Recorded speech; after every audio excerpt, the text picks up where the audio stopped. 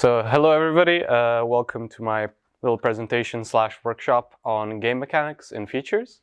So I'm really happy to have you here watching this.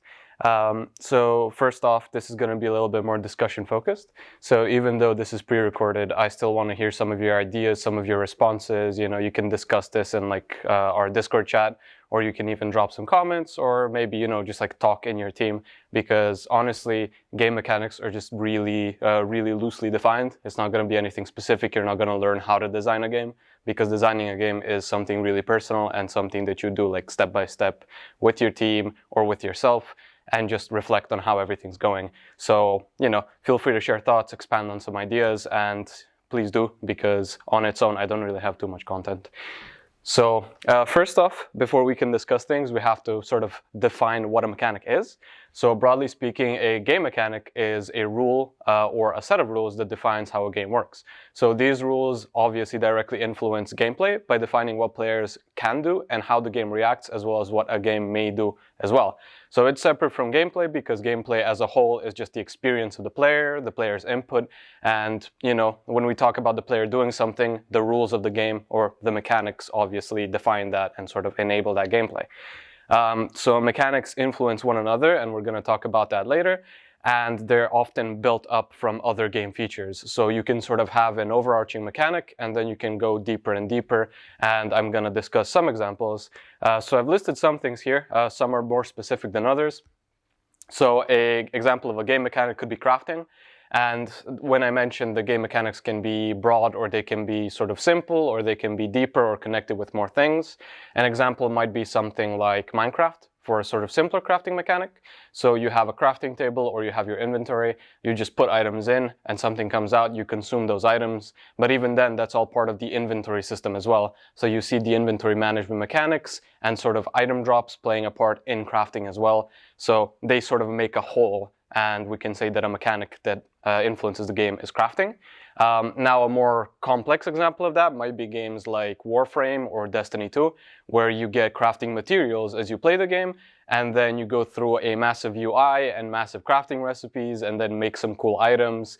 Crafting like this is also present in a lot of MMOs, Final Fantasy, Guild Wars even, where you collect items as you play, you collect them over 200 hours, and then you make some really cool shiny item. But, even though the name of those two systems is the same, so they're both crafting mechanics, they're wildly different in how they're executed and how complex they can be. And even then we can go into something like Terraria and see those massive crafting trees, or even modern Minecraft, where things really get out of hand. Some other examples would be chance-based actions or effects.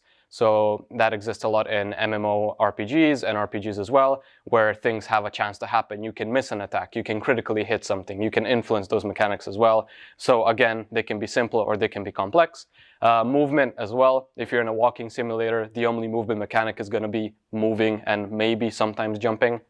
Usually you don't even jump in those kinds of games. But if you go into movement shooters like Apex Legends, you're going to be sliding, you're going to be crouching, you're going to be climbing up buildings, jumping off buildings and gliding, teleporting. So again, they have very different levels of complexity. Resource management as well. I'm not going to go too deep into that, but obviously, you can be simple or you can be complex. And for some really sort of specific examples, mechanics can even boil down to smaller actions that you do in games without even thinking. So holding a piece in Tetris, you just press a button and that's a whole mechanic. You can hold a piece to use it later and you can swap that out. It's a really simple and just one part of the game. It's not really the core mechanic, which I'm going to talk about later. It's just one thing that you do that sort of supplements the gameplay and sort of what the player wants to do. And something that's connected with a lot of things might be even skill checks in the game Dead by Daylight, which are just quick time events that happen when you're doing something to progress the game state. So whenever you're doing an action to lead to a victory or to give yourself an advantage, you might get a quick time event that dictates if you're gonna sort of lose progress, increase progress, or just continue doing what you're currently doing. And this mechanic on its own doesn't really sound like much. But when you put in other mechanics, such as healing other players or repairing generators to win the game as a survivor, or even introduce other mechanics like perks and abilities which influence these QuickTime events, you sort of see how things get really connected, and then it can get very complicated once the game progresses. Once you actually develop more and more of the game and iterate on that mechanic, you can innovate it in many ways, and that's sort of the main idea of what you should kind of be doing here at DurJam. You should start off with a core idea that you want to build upon, and then while you're working on your project, you can expand it more and more and sort of make something complicated or something mechanically deep while the game jam is ongoing. So you start small and then you build up, and that's something very important that I'm going to talk about in a few slides. So something to get your mind going would be the website by a person going by Squiddy. I believe their name is Sean. It's called 300 Game Mechanics. And they are a game designer that's been cataloging their ideas, prototypes, and notes since about 2006 or 2007, and they've gone to about 270 game ideas. Now, I said game ideas because a lot of these posts aren't just a single mechanic, they're complex systems that build upon one another and sort of make a game as a whole. So you can visit this website in your free time if you're ever feeling sort of uninspired or if you want to get some creativity flowing. A funny one that I found is number 264, which is called Don't Read the Necronomicon. And this is a game idea, essentially, that has multiple smaller, simple mechanics. It's a text adventure that constantly tries to trick the player into reading the Necronomicon. So you will be going through your school and your after-school job, doing a lot of mundane tasks, and you will get a lot of prompts to read the Necronomicon.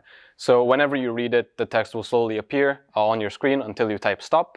And the next time you do it, it's going to get faster and faster and faster until you fully read it, which leads into losing the game.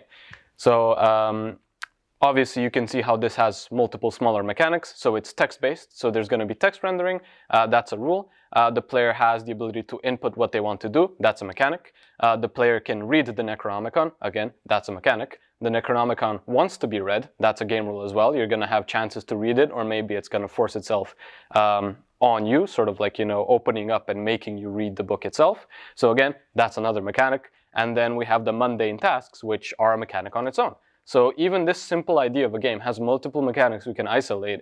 And when you're brainstorming your project, you can sort of go from here as well. So naturally, a progression for this was, I want to make a text adventure. Okay, so I'm going to make a text adventure. What's going to be a win? What's going to be a loss? Reading or not reading the book?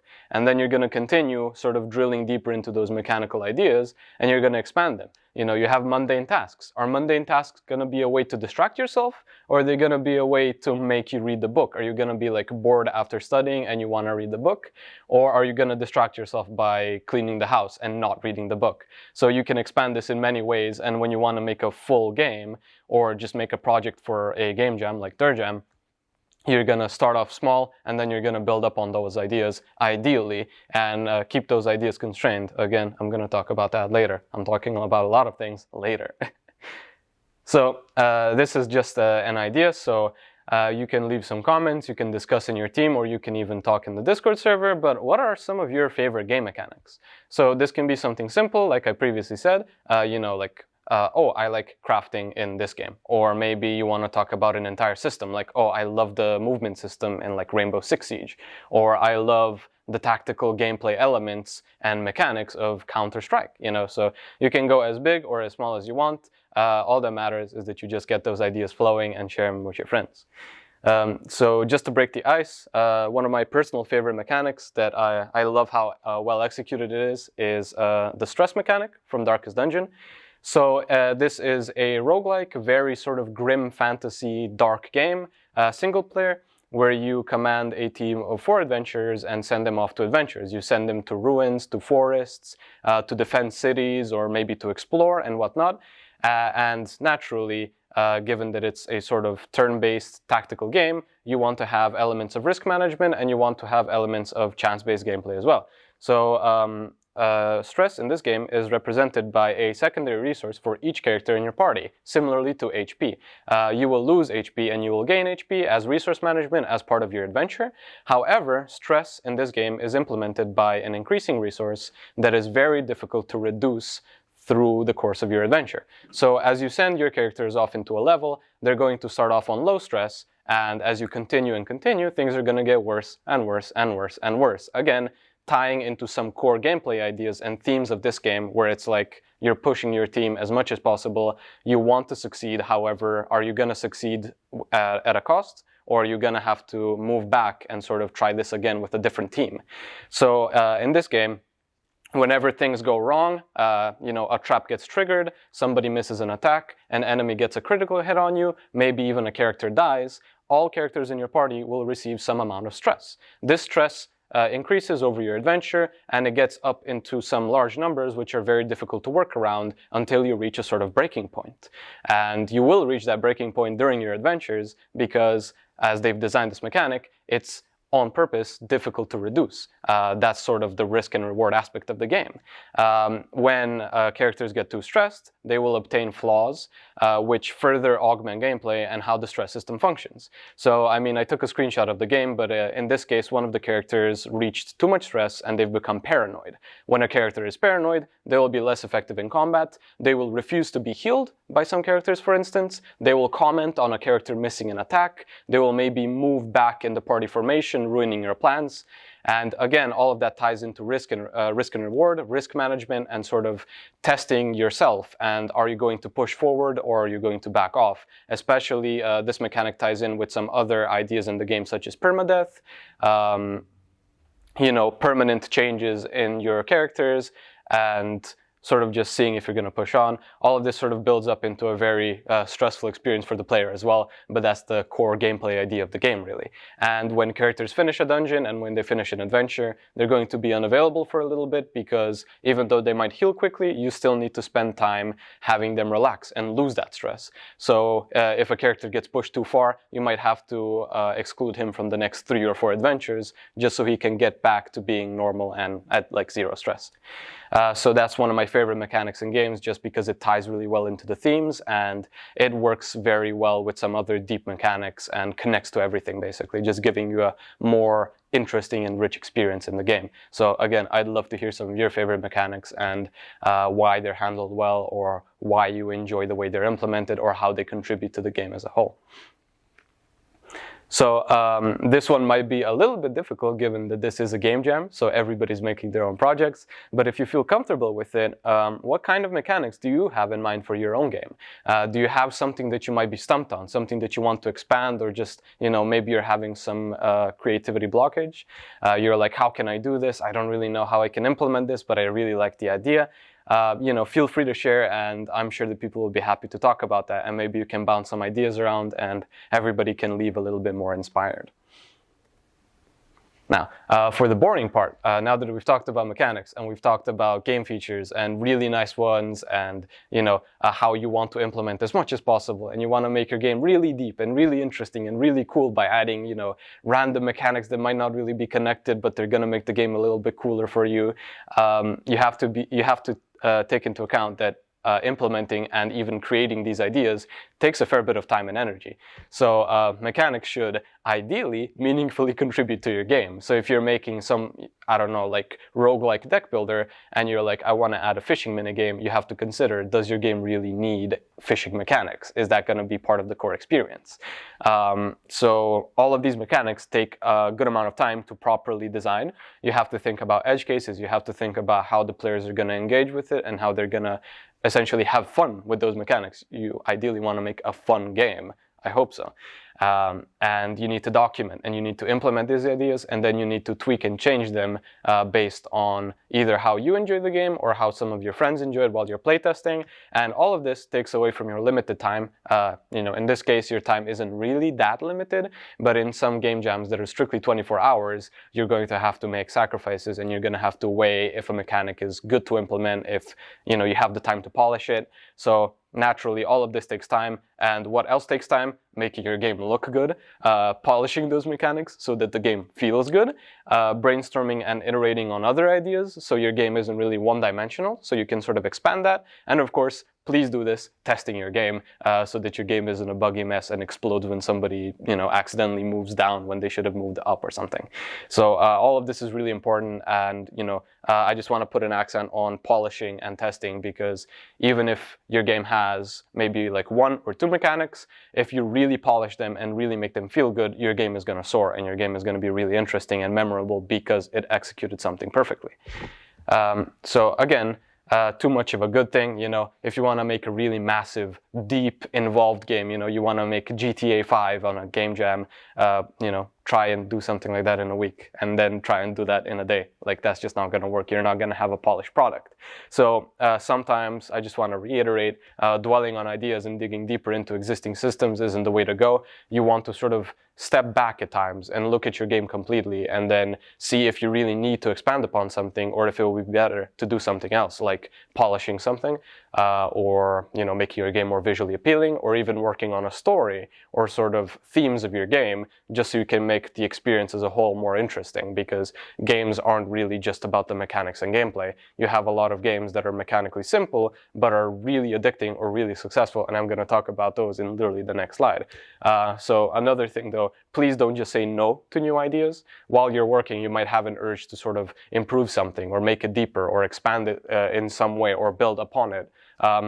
Sometimes you can't really do that because of time constraints or, prioritizing something else, but please keep note of those ideas, because you might find yourself with extra time at the end and you might be able to actually implement some of that. Or when you finish the game jam, you might just take a little bit of a break, and then you're like, I really like that game that I made, so I want to make it better after the game jam. So I'm going to improve it, I'm going to add more things, and I'm going to release it after the game jam again, but better, basically. So, please keep a note of everything, even if you have to axe some ideas, because that's just how it goes. It's all resource management. You could even say that a mechanic of a game jam is managing your resources and time and energy and team morale. Like, it's kind of a strategy game at this point. A good example of keeping it simple, aka games that have maybe a few mechanics, but they're really well polished and well executed. An example of that would be Downwell. So in Downwell, you're playing a 2D roguelike where the only way to go is to go down. So in this game, movement is one mechanic, combat is another mechanic that I'll talk about, and you have upgrades and gems as a currency. So you don't really have too many things at play here. But what makes it really fun is movement is very simple. You're moving left and right, you're jumping sometimes, and you're moving and falling down. So that's the extent of how the movement functions. In some cases, you might have some different types of movement based on what upgrades you have, but essentially, that's all you do. So that's a very simple mechanic. But the reason why it's popular and why it's a fun and interesting game is because combat is rather innovative. So you can only shoot under you. So when you're falling down, you have to angle yourself above enemies and then, shoot bullets, shoot lasers, any kind of upgrades that you have. The game is really focused on giving you that snappy feeling when you're moving across a level and providing you with some upgrades that make that core mechanic more fun. So the core mechanic is I am falling and I am shooting on people, aka, monsters and creatures that are gonna attack me. I have some HP and I have gems. When I beat an enemy, I get gems. I use gems to upgrade my combat abilities. So it's all just based on the fact that you're shooting under you. So that's the core mechanic of this game. Everything else works to supplement this. So the game design and the level design is just, you have a fixed size well, you're falling down, and you might have some obstacles and some enemies.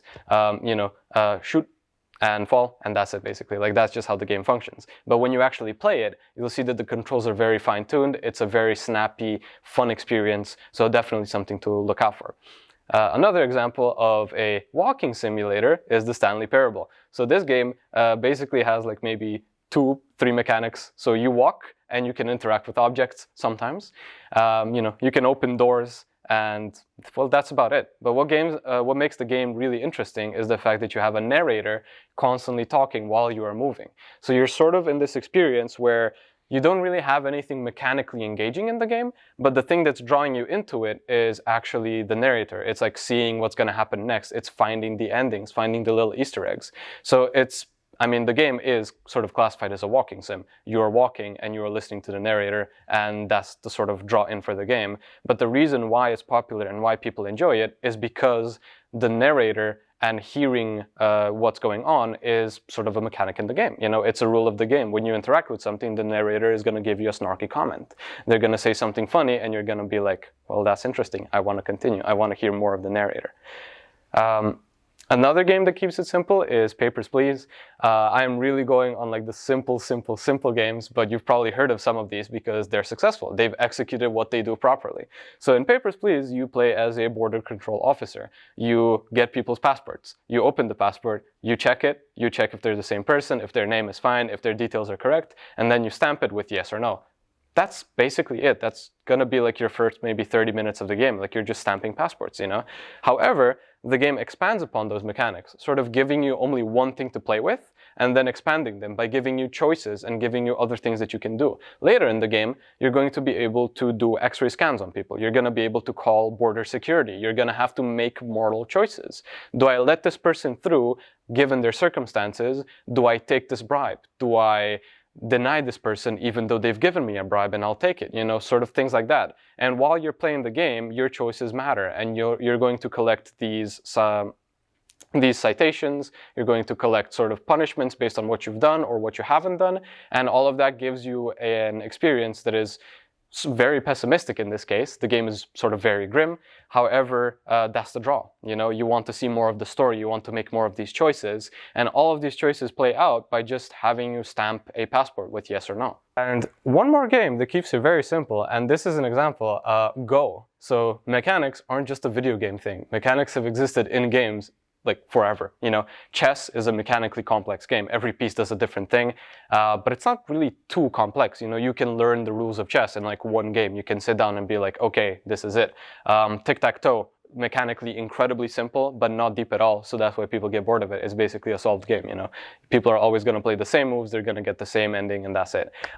Go is a game that you can learn in about 4 minutes, basically. I can even tell you the rules right now, but that's a little bit excessive. Essentially, you know, let's take a look at this. The visuals aren't really interesting. You have a wooden board and you have white and black stones. It's a turn-based game, so the mechanics are turn-based. You place down your stones, so that's another mechanic. You place one stone during your turn, and then you end your turn. And every stone has fields around it, and if you surround the stone with different colored stones, aka if I have a white stone and I surround it with black ones, I capture that piece. So capturing is another mechanic of the game. And then chaining pieces to create more spaces is basically the last mechanic of the game. So if you connect multiple pieces, you treat them as one piece, which makes them more difficult to capture, or they can even capture other pieces as well. But that's basically it. So the game is very mechanically simple. However, given these mechanics and the playing board that you have, it gets very deep, and no game is going to be the same. You're going to have different openings, if openings even exist. I'm not really a Go player. You know, it's a very popular game, and you can even look towards those sort of classic tabletop games, and you can be like, okay, I like these mechanics. How can I make them into my own video game or my own project? So now that we've talked about simple games and we've talked about mechanics, I've talked about it a lot. I've mentioned core mechanics a few times. So the issue with making games and writing down mechanics and ideas is that there's no real framework for writing things down. So every designer, if you Google it right now, if you look into like, you know, how do I design game mechanics, every designer is going to say a different thing. And I have examples of this in some of the later slides, but basically there's no real framework for writing this down. And it's up to you to actually categorize them, document ideas, and then put them into those categories and organize everything, maybe even give priority or like feasibility for every idea. Though a commonly used way of categorizing mechanics and actually writing everything down is splitting them into core, primary, secondary, and then like, you know, other mechanics, like whatever. It depends on you really, how deep you want to go. But core mechanics are what shape the actual game. So if I'm looking at a game like Call of Duty, the core mechanics is going to probably be shooting a gun. You know, we can even boil it down and say it's a point and click game because you are just using your mouse and you're going to be shooting a gun, you know. And then other than that, you're going to have primary mechanics which support the core mechanic directly. So these primary mechanics would be movement, it will be swapping weapons, it will be having different weapons, you know, aiming down sights maybe. So those are some mechanics that are very closely tied to your core idea and core mechanics of the game and directly support it. For another example, you're going to have a game like Portal. So the core mechanic of Portal is portals. So you're going to be using them to move around. So primary mechanics that support that are going to be movement, and then the portal gun as well, which lets you place the portals. So we'd say the portals here are a core mechanic, and it has a lot of primary mechanics that actually directly support using them to solve puzzles. Then you're going to have secondary mechanics like turrets or gates and whatnot, which aren't really tied to your portals, but they're something that you use to make interesting puzzles and shape the gameplay into a nice experience. On the other hand, if we're talking about portals, if you think about any MMO or any role-playing game, you're going to have fast travel. That's also an example of portal mechanics or teleportation. But it's not a core mechanic, the core mechanic isn't going to be traveling from one place to another. So you could even say that it's a secondary mechanic, or maybe just like something else uncategorized because it's just part of the game. It doesn't directly support the gameplay, So it really depends on your game, and you're never going to have mechanics that are always the same because everybody implements them differently. I've added a link here for an article that I looked at for some of these ideas for categorization. They're from a person who's worked on League of Legends, World of Warcraft, and whatnot. So if you want to hear somebody who actually has years of experience instead of me, you can check this link and sort of see how things go and maybe get inspired and learn how to actually create documents that shape your designing process. So here's an example that I found from Medium of 4 elements of game mechanics. So here you see that somebody has categorized game mechanics into different elements and definitions. So you have quantity, spatial, state, and action, and this is basically just like every mechanic has some elements of these, aka represented as numbers, affect the space or the physics, apply additional or change rules, and drive change in the game itself. So this is fine, but this might not really work for you. You might have a different way of categorizing things, and that's completely fine. The problem that I talked about is we can't really directly define game mechanics. People just agree on something, and then when you actually look a bit deeper, everybody has their own different sub-definitions. So this is just an idea of a framework. You can also split your mechanics into, direct game affecting mechanics or fluff and aesthetics. You can do things like that as well. It all really just depends on you. And this one is from 300 Mind Studio. They've devised a way of categorizing game mechanics into different steps and different categories on their own. So you have action mechanics, progression mechanics, role-playing, social mechanics, resource management, exploration, strategy. This is cool, and this is a really nice way of doing things, but if you're making a game that doesn't really have some of these mechanics, why would you include them as categories? So again, it really depends on what you want to do. You might not have role-playing aspects in your game if you're doing something like Balatro. You're making a game that's a game on its own. You don't have story, you don't have characters. In that case, you're not going to have role-playing mechanics, social mechanics, you're not going to have exploration mechanics, you're going to have strategy, progression, and resource management. So again, I'm saying this a lot, but it all really depends on you. That's all that matters. And as a way of making something a little bit more interesting and engaging, I've made a wheel of names that has a lot of game ideas and mechanics and themes on it. So we're going to spin this once, and we're going to see what we get. So when I say spin it once, we're going to spin it twice, and then we're going to sort of see how things go. Now, we're going to spin it once, aka 2 times, and we're going to get 2 different categories, and we're going to try and think up some mechanics and sort of make something cohesive and maybe expand upon them. So the first spin that we're going to get is... It's taking a bit. So the first thing that we have is arena, so arena-based games. So maybe we can think of something Battle Royale adjacent, maybe we can think about a multiplayer online battle arena, League of Legends or something.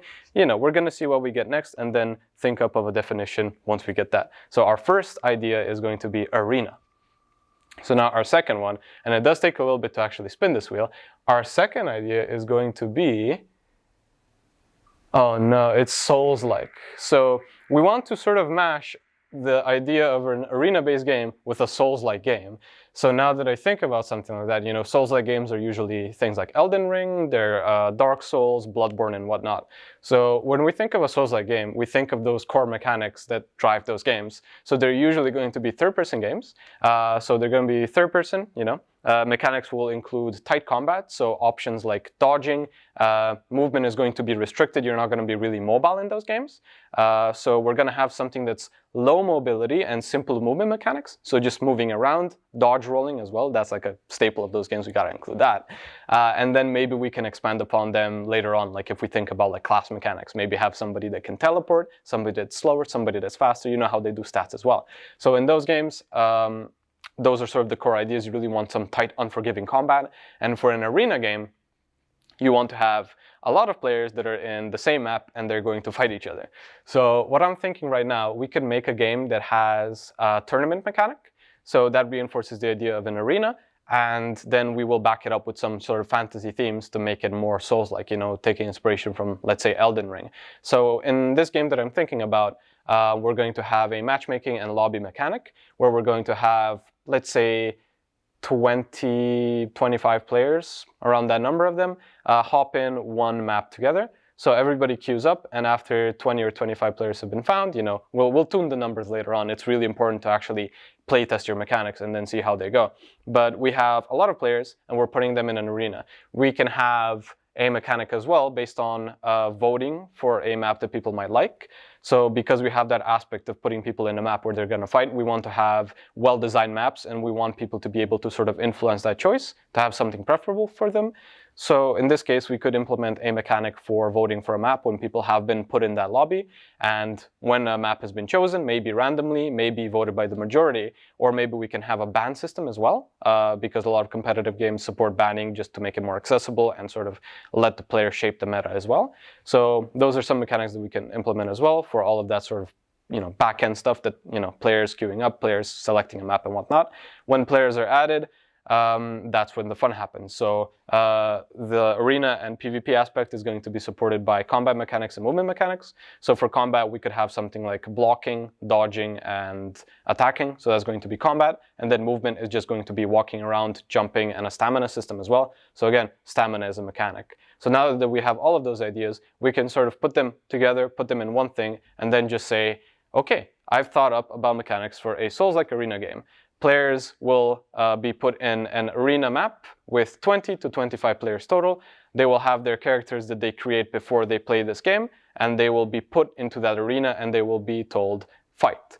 Because I mentioned a tournament mechanic as well, we can say the players will be matched for a 1v1 combat in sort of smaller parts of the map. And then as the player count decreases, maybe their characters also grow stronger. So again, I'm kind of adding too much right now, but I'm just brainstorming right now. When we write this all on paper, we can look back and then we can say, okay, this mechanic is good, this mechanic is bad, we can't implement this feasibly, maybe we can do something else. So, you know, this wasn't really a nice role for our wheel because it is a sort of very complicated, you know, we're making an arena battler, we're making a Souls-like as well. They're very loaded genres and something that has a lot of implicit mechanics in it because those mechanics define the genre.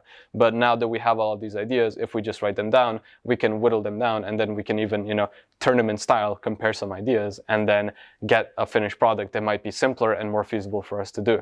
But, you know, we can spin the wheel even more and then we can see some other ideas. And maybe in some cases, you might want to do, let's say, like a horror game and you're not sure how you can mix that up. You know, I want to make a horror game, but I don't really know what to do now. So maybe a fun idea would be to just spin this wheel again and then be like, okay, if I spin it now, I'm gonna get, you know, a rhythm game. So now I'm making a horror rhythm game. You know, that's sort of putting yourself out of that comfort zone and letting something randomly choose those ideas for you could actually let you think outside the box.